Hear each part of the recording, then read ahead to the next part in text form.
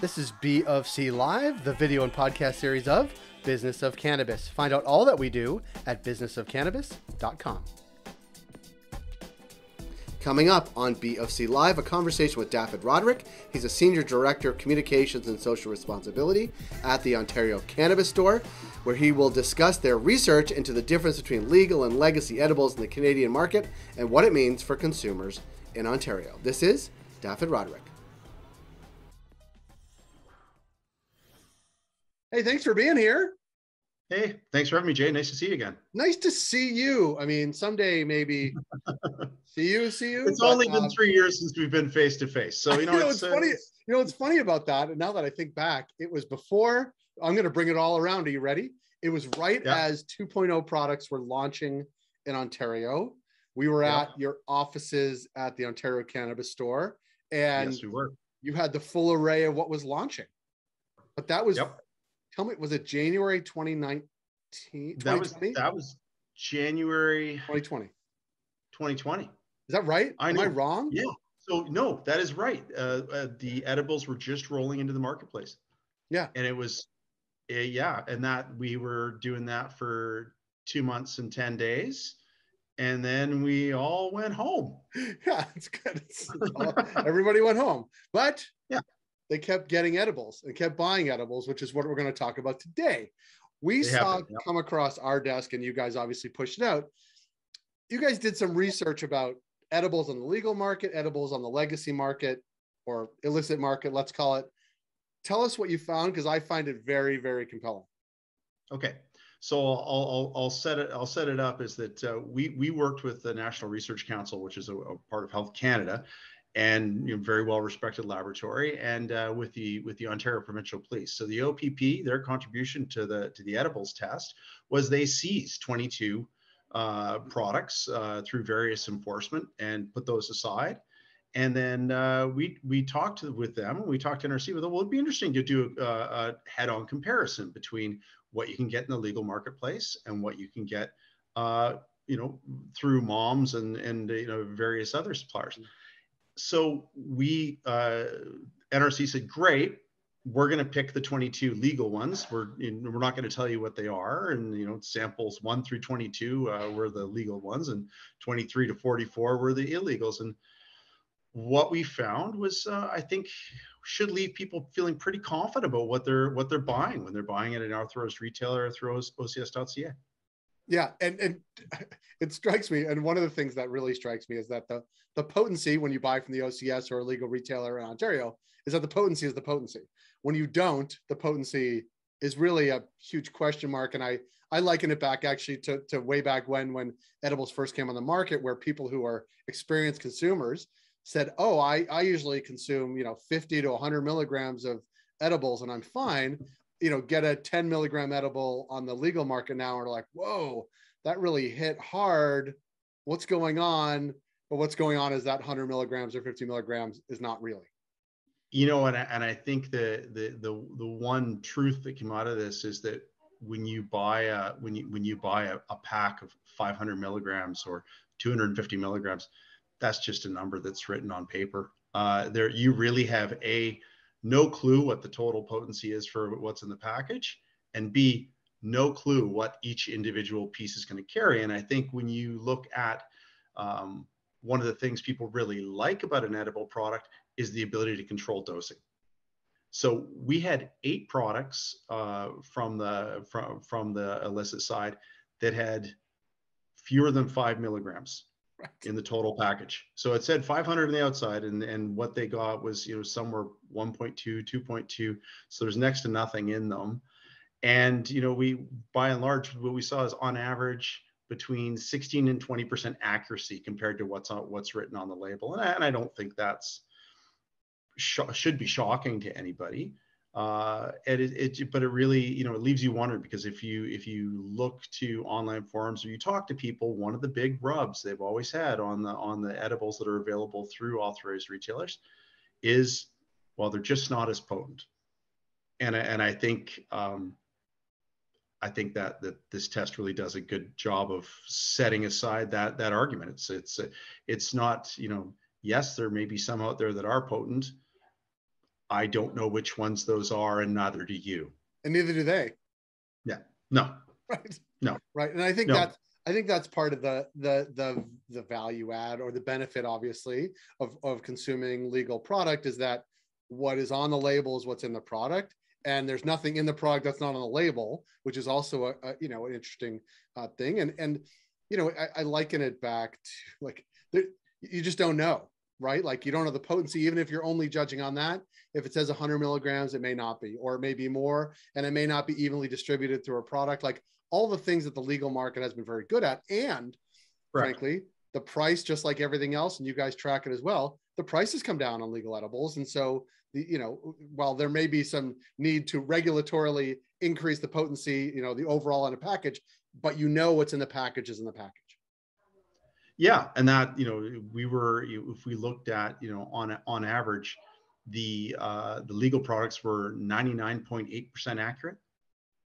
So, I think one thing, regulation works. The industry has done an incredible job, because that's not easy to achieve. Some of the scientists that we spoke to were pretty wowed that they were able to go from a flower to an extract from the flower, to including it in an ingredient of something that also has to taste good, because consumers are not going to eat things that don't taste good, or drink things that don't taste good. And we're seeing that now with choices people make. They're like, these I love, those not so much. And it just gets reflected in the sales. But, the industry is, I think people can have confidence when they're buying something. And I think as a consumer, we're all very concerned with what we put in our body. And I don't really want to be putting, pesticides in that I'm not, fully briefed on or aware of. And that's also, we saw, is 19 out of the 22 products had pesticides that Health Canada limits for use in the production of regulated cannabis. Right. And so then that sort of, you back that up. Well, what are they doing with the off flow? Where's, how are they managing those pesticides? What are the workers' exposures to those pesticides? Because when you're working in an unregulated industry, I'm sure they're not providing respirators and other things that you should be using those things. But also, when you look at the certificate of analysis for legal dried flower, you don't see those. Right. So it's, I think it's a really compelling argument for the legal market, and I think that the licensed producers should feel really good about what they're doing. And it's consistent with, I think there was a report out of New Brunswick. Similarly, I think they were doing dry flower. Like, this is, I think, really consistent, and I think is a real testament to the industry, and could be an eye opener for consumers, that this is the way to go. And we know, even without this information, the numbers are going in the right direction, right? More people consuming legal product across all categories, both because there's more stores and it's more available, and the price point is right and the value is right. And now here's another sort of more in the arsenal to say, like, here's the legal product stand for, and here's what the illicit one. And I guess the question is, because we have you here, like, consumers make choices on all of these things, right? Like, you guys know, because you see where they're searching on the OCS and what stores are buying. Like, they are responding to flavor profile, ingredients, and even increasingly so, we've seen, and we've talked to some manufacturers around, it's like, even the ingredients within the legal edibles, like, some are no sugar, some are, gluten-free. Like, they're even expanding the range of flavors to be not just, blueberry, strawberry, raspberry, like candy flavors, but also more refined. I think there's like apple cider vinegar, there's like a bunch of apple cider vinegar and pomegranate, there's some really great flavors. And the thing that, and I'm going to lose my train of thought, because I told you I had a little bit of brain fog going. But the thing that I find really, really interesting is there are literally hundreds of different edibles available. And all these companies are competing and bringing their best effort into the marketplace, and consumers are getting the choice. So consumers are really winning right now, I think, in Canadian cannabis consumers and Ontario cannabis consumers. They've got great market access. They've got access to a lot of different products, and they're going to get to pick their favorites. But when we talk about potency and a lack of pesticides, nobody's selling their products on, hey, we're being accurate. Right. And we're not including, harmful things for you. They're selling it on flavor and innovation, and, putting it in, being able to do beverages. managing onset. Onset's a really sophisticated nut to crack, and that's not something that you can do in the illicit market. They just don't have the capacity to do that. Whereas we're seeing, really good work on onset in the legal marketplace. So, there's a lot of positives here. It's great. It's great. I just want to package up this conversation, and we're going to send it to Quebec, where right now I think they have one edible in their whole category on their website. It's like a cookie, right? I think it's something like, it's really just one. You do a search, it's one, and the Montreal Eater just wrote about it. But really, I mean, this is, I think the industry across this country is leaning into it, minus one province. But I really think this really speaks well to the sort of sophistication, the growth, and where this industry is going here in Canada, and where we can lead other places. Yeah, and we spoke a little bit about this earlier, but the value of regulation, the fact that I'm sure one of the rubs in Canada has been CBD products. Why should they be sold through an OCS or through authorized retailers? Why can't they just be sold everywhere? Well, if this test tells us anything, it's that regulated products deliver exactly what they say they're going to bring. Why? Because there's a license involved, there's inspections involved.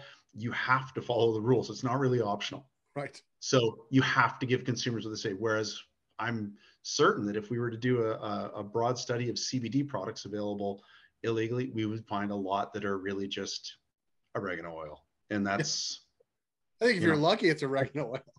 Yeah, which is actually not bad for arthritis. Right. It's not CBD, but it is. It's pretty good. Yeah, worse. Yeah, I really want to. I appreciate the work that OCS is doing on this front and all fronts, and thank you for your time today. We look forward to connecting down the road. And I am going to send this to the team in Quebec. Well, good luck, and hopefully it's not another 2 years and 2 months until I see you. No, we'll see you before then. We'll definitely see you before then. I appreciate it. Thanks for stopping by. We'll talk to you soon. Thanks, Jay.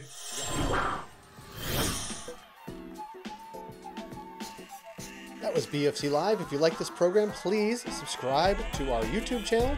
You can also find us wherever you find your podcasts.